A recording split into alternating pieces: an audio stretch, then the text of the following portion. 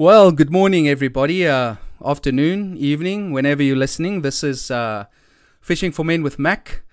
And welcome to the second episode of the new year. It's January 2021. It's Friday, the 15th of January. And today I'll be talking about perhaps one of the greatest evidences for life after death. And to be honest, I cannot believe that I've never really thought about this. We're going to talk about near-death experiences and what that means. Anyways, hope you are well. Please message me on this podcast if you need any prayers.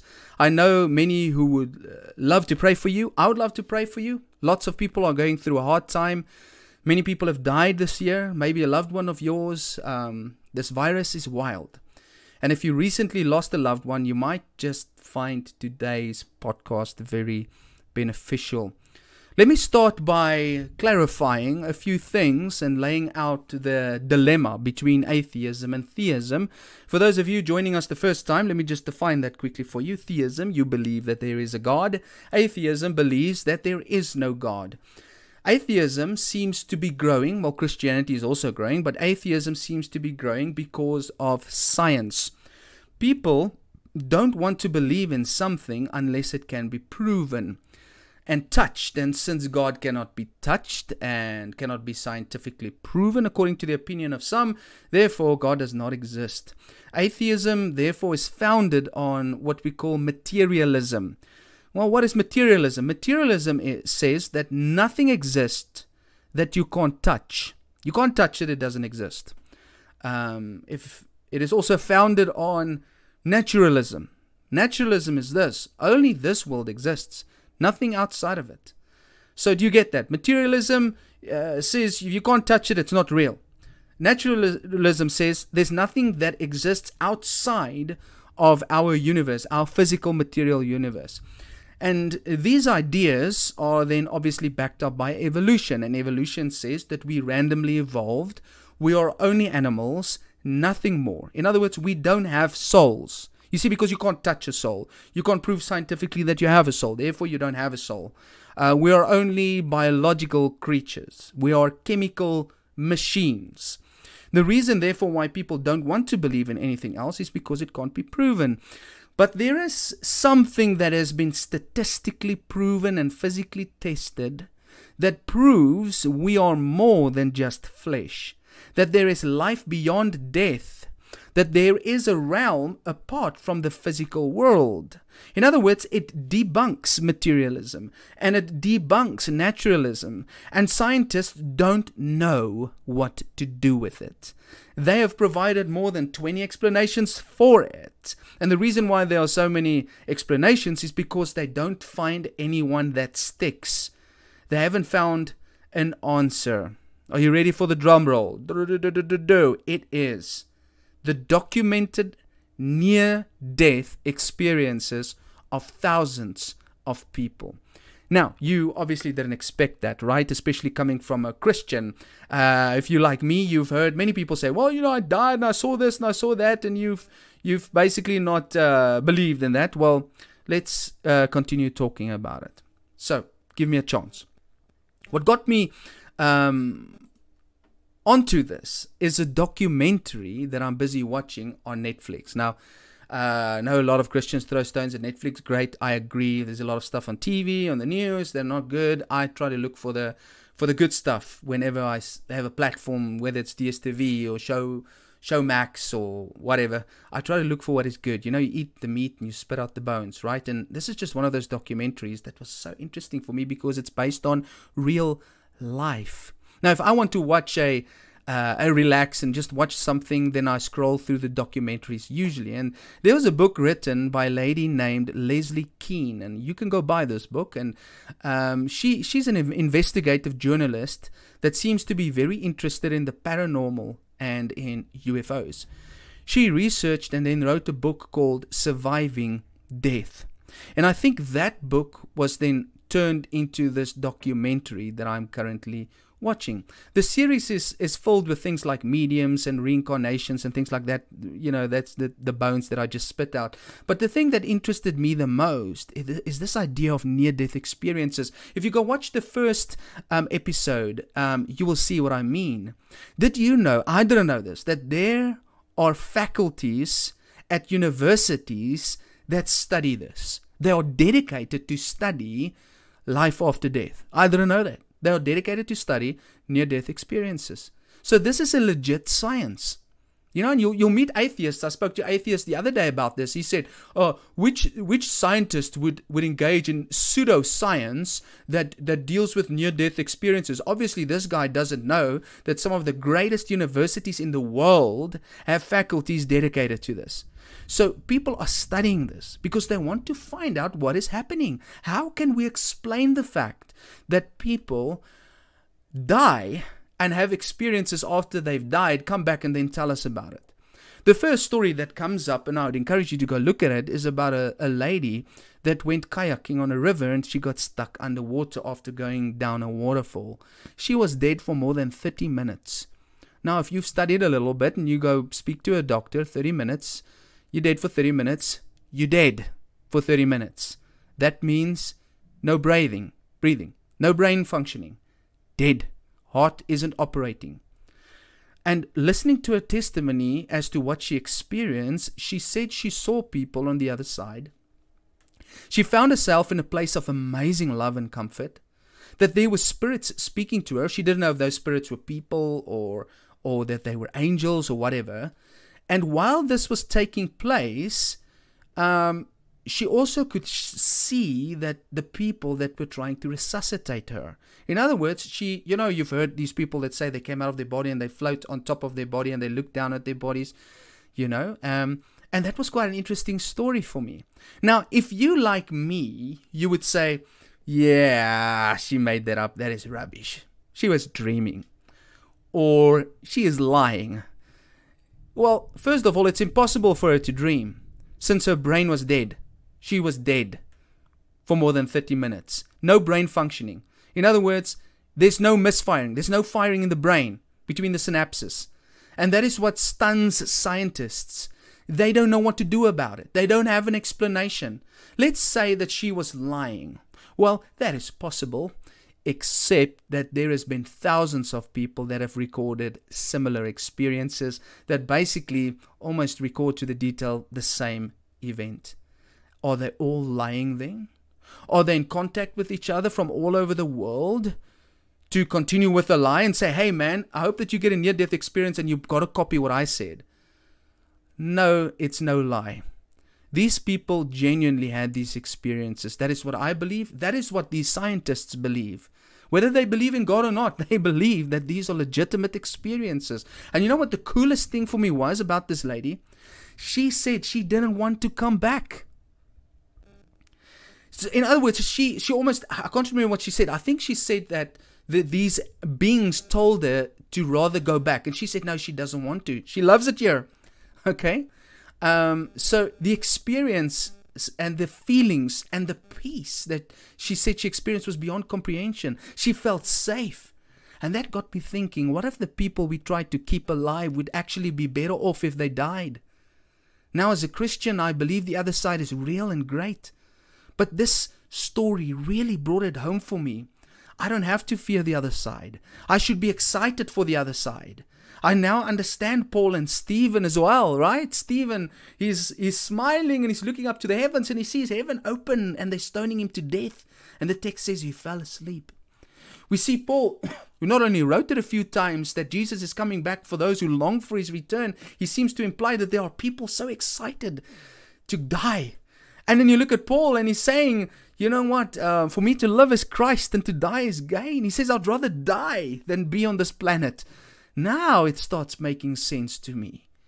Because a guy like Paul has been to heaven. He records that in the book of 2 Corinthians, where he talks about being taken up to the third heaven and experiencing and seeing things that words are not allowed to speak of.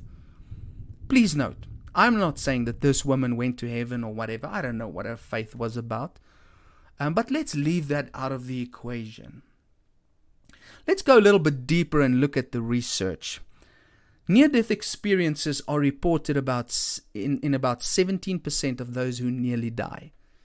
These occurrences has happened all over the world. It's happened to atheists and to priests, to adults and to children. No two of these near-death experiences are exactly the same, but there are characteristic features that are commonly observed in them. And those characteristics include things like a perception of seeing and hearing apart from the physical body, passing into or through a tunnel, encountering a mystical light, intense and generally positive emotions, a review of part or all of their prior life experiences, encountering deceased loved ones, and a choice to return to their earthly life. Now there's a website called NDERF, so NDERF, I can't remember what it stands for, but that website provides space for people to go and record their near-death experiences, and from the results of that website, 9 lines of evidence have been suggested. In other words, these are some things that make this legit. Let's start with number 1. I'm going to read it like it's stated on the website so that I don't use my own words. First of all, lucid, organized experiences while unconscious, comatose, or clinically dead. According to science, and here's the point, people have experiences, mental experiences, psychological experiences while their brain is dead. Now, according to science, if your brain is dead, you shouldn't be able to think or to experience anything. Do you get the dilemma? All right? They can see you are dead, your brain is dead, but yet you think something. Now, how is it possible for us to think something if our brains are dead? And that's the problem that science has. Number 2, seeing ongoing events from a location apart from the physical body while unconscious. We call that an out-of-body experience. Many of these people record out-of-body experiences. Some of these reports of people show how the people say that they actually, when they were dead, they elevated above their bodies and they came back, listen to this, and they could draw a picture of who was standing where in the room while they were dead. They could say the doctor was standing there, the nurse was standing there, my mom was standing there. They could point out where this. How is that possible if you are dead? The third thing was this, near-death experiences with vision in the blind and supernormal vision. One research study found that out of 14 people born blind, 9 of them described seeing various things while they were dead. Most people describe seeing colors that are inexplainable, that they've never seen before, brighter than even in normal life. How do you explain that a blind person can describe things that they've never seen? Unless it is true that they've got souls and somehow they went to another place, the place of the dead, like the Bible calls it, and saw things there, which we know is possible because Paul spoke about it. Then there's near-death experiences that occur while under general anesthesia. Brain scans show it is physically impossible to have lucid memories while under general anesthesia. How do people explain that? Then there's near-death experience and life reviews. People often review their lives in the third person to perfect accuracy. Now, I don't know if you've ever dreamed before. Now, I've dreamed quite a few times before. I never dream perfect, accurate information about my life. My dreams are usually a little bit warped and skewed and a little bit different. The characters might be true, but the specific events are never the same. How is it possible that your near-death experience brings you back and you feel like you've dreamt a review of your life in perfect sequence? There's something there. Then there's encountering deceased loved ones in near-death experiences. How do you explain that? Then there's near-death experiences of young children. And this is important because they've surveyed children under the age of 5 who speak about their near-death experiences that are almost exactly the same as the adults that have been also questioned. And why is that important? Because a child has not been influenced to have specific religious or cultural ideas of death. And so they couldn't have been trained to think those things. Cross-cultural study of near-death experiences is also very important, which gives evidence for this. If near-death experiences were considerably influenced by pre-existing religious and cultural beliefs, it would be expected that there would be significant differences in the content of near-death experiences from different cultures around the world. And what that means, I hope you get that, is that we've got Chinese and Christians and we've got Muslims and atheists All people, all types of people from different cultures, from different races, from different religious backgrounds, they have near-death experiences and they record the same type of things. All right? So you can't say that these experiences are influenced by a Christian worldview, for example. And then lastly, there are near-death experience after effects. In other words, these people that have experienced near-death experiences, how does that influence the rest of their lives? Well, research has shown that people who have had a near-death experience statistically have a reduced fear of death, increased belief in life after death, interest in the meaning of life, acceptance of others, and they were more loving and empathetic. In other words, these people who experience life after death are much more like you would experience a Christian to be than they were before they experienced that. It's interesting because now suddenly they definitely believe there's life after death. Number two, they're not really actually scared of death anymore because they've been there and it's actually quite pleasant. It's better there than here. And now they wonder, but what is the purpose then of life? Why are we here temporarily? And they also accept others better. So what's the big point that I'm trying to bring home with this? So without getting into theology and into heaven and hell, the point I'm trying to raise is this. How can people have conscious experiences if their brains are dead? Okay? Because atheism says that you are nothing if your flesh dies. In other words, when your brain dies, then all your thoughts and experiences die too. Your psychology is dead. They say there is no soul. There is no consciousness. There is no other world. This flies straight in the face. This is science flying straight in the face of atheistic scientists or scientists who, or atheists who hold on to science. The studies on near-death experiences nails it to the coffin. 95.6% of the people who participated in the research above stated that they are 100% sure their experience was real. So this isn't phony nonsense, ladies and gentlemen. The truth is that something continues to live when our bodies die. In Christianity, we call it the soul. Consciousness is real and science doesn't know where to place it. So next time that you talk to an atheist and he says to you, no, it can't be proven that we've got souls, etc., you just point them to near-death experiences and you point them to the great universities that's got faculties dedicated to study that in a scientific way. One of the great scientists of the world, NASA's chief rocket engineer, in an interview stated that he believes in life after death.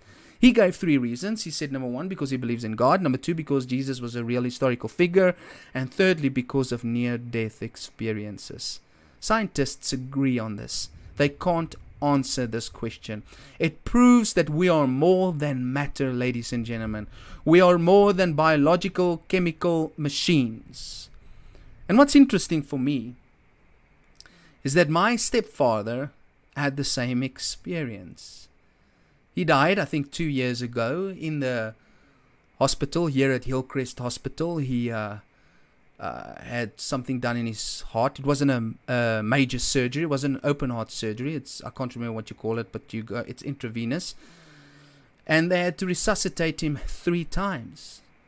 And he said that, and I spoke to him before I did this podcast. I asked him, what did it feel like? He said, it feels like there's no weight.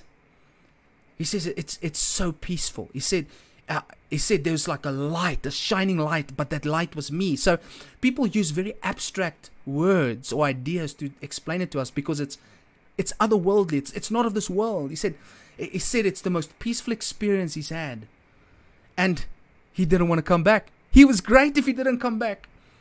He said he's no longer scared of death. In actual fact, he looks forward to it. Now, I don't believe it is wise to not meet God before you go. So I'm not saying that. But I'm saying if you've got God on your side and you know Him, you're right with Him. Yeah, don't be scared of death. You've got nothing to lose but everything to gain. I honestly believe as I sit here today that life after death is so real and so awesome that you cannot compare it to the life that we live. Guys, don't be fearful of death. And if you've lost somebody that have died, don't wish them back. Don't wish them back. They're probably much better off where they are now. They're not even thinking about coming back. Let them go in peace. God knows what He's doing. He created them and He took them. He knows what He's doing. Love you guys. Have a fantastic week. Cheers.